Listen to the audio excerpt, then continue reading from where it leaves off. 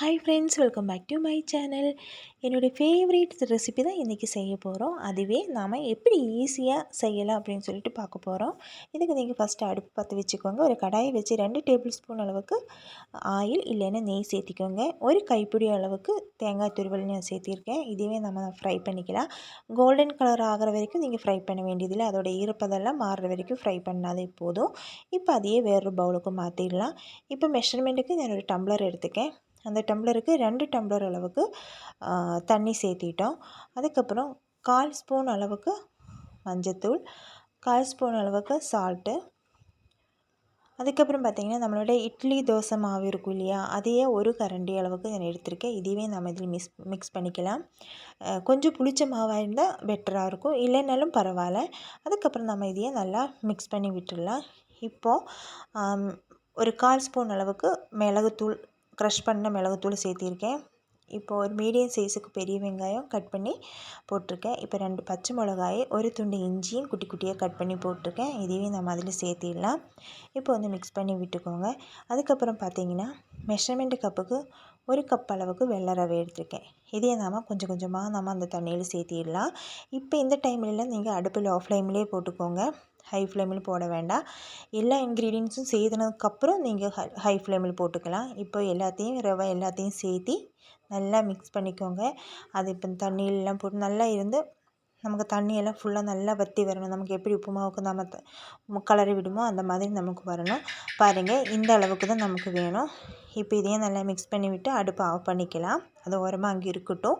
ஆறுனதுக்கப்புறம் நம்ம வேறு பவுலுக்கு மாற்றிடலாம். இப்போ வேறு பவுலுக்கு நம்ம மாற்றியாச்சு.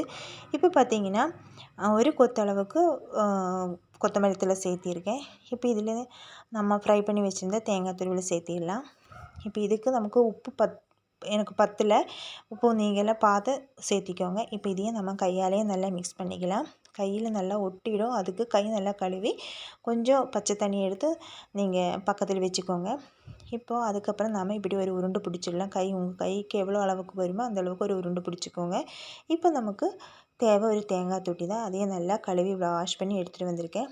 இப்போ அந்த உருண்டையை இது மேலே வச்சு விட்டு இப்போ நான் பண்ணுற மாதிரியே பண்ணி எடுத்துக்கோங்க. அதுக்கப்புறம் நம்ம அடுப்பு பற்ற வச்சு அங்கே ஒரு சைடில் ஆயில் கொதிச்சிட்ருக்கு. இப்போ அதையே டைரெக்டாக நம்ம இதுக்குள்ளே போட்டுடலாம். டக்குன்னு உள்ளே விழுந்துடும். நமக்கு கையில் எண்ணெய் மேலே வரும் அந்த மாதிரி எந்த பயமும் வேண்டியதில்லை. இப்படி ஒரு 5-6 தேங்காய் தொட்டி நீங்கள் வச்சுருந்தீங்கன்னா அது மேலெல்லாம் இப்படி பண்ணி வச்சிட்டோம்னா டக்குன்னு நம்ம போட்டு ஃப்ரை பண்ணி எடுத்துடலாம். இப்போ பாருங்கள், எல்லாத்தையுமே நான் போட்டாச்சு. இப்போ ஒரு சைடு கோல்டன் கலர் ஆகிற வரைக்கும் பார்த்துட்டு நீங்கள் திருப்பி போட்டுக்கோங்க. இப்போது லோ டு மீடியம் ஃப்ளேமில் வச்சுக்கோங்க அடுப்பு. ஏன்னா நல்லா எல்லாம் நல்லா வெந்துடணும், நல்லா ஃப்ரை ஆகணும். அது வரைக்கும் நீங்கள் வெயிட் பண்ணிவிட்டு நீங்கள் வேறு பவுலுக்கு மாற்றிடலாம். இது எல்லாமே நான் வேறு பவுலுக்கு மாற்றிட்டோம். இப்போது நம்ம இதையே சர்வ் பண்ணிக்கலாம். நம்மளோட உளுந்து வடை ரெடி ஆயிடுச்சு. உளுந்தில்லா வடைன்னு சொல்லலாம், ரவை வடைன்னு சொல்லலாம். நம்ம டக்குன்னு டீ போடுற டைமே போதும். நம்ம உளுந்து ஊற வைக்கணுங்கிறது கிடையாது, அரைக்கணுங்கிறது கிடையாது. நம்ம ஈஸியாக நம்ம செஞ்சிடலாம். உளுந்து வடை எப்படி இருக்குமோ அந்தளவுக்கு இது டேஸ்ட்டாக இருக்கும். நீங்கள் இந்த மாதிரி ட்ரை பண்ணலைன்னா ஒரு வாட்டியாவது நீங்கள் ட்ரை பண்ணி பாருங்கள். எவ்வளோ கிறிஸ்ப்னஸ் இருக்குதுன்னு நீங்களே பாருங்கள். மேலே நல்லா கிறிஸ்பியாக உள்ள ரொம்ப சாஃப்டாகவும் இருக்கும். உங்களுக்கு சத்தம் கேட்டாலே உங்களுக்கு தெரியும். பாருங்கள், உள்ளே நல்லா சாஃப்ட்டு. இந்த மாதிரி நீங்கள் ட்ரை பண்ணி பார்த்துட்டு எப்படி இருக்குதுன்னு கமெண்ட் சொல்லுங்கள். அது இல்லாமல் வீடியோஸ் உங்களுக்கு பிடிச்சிருந்தா லைக் பண்ணுங்கள்.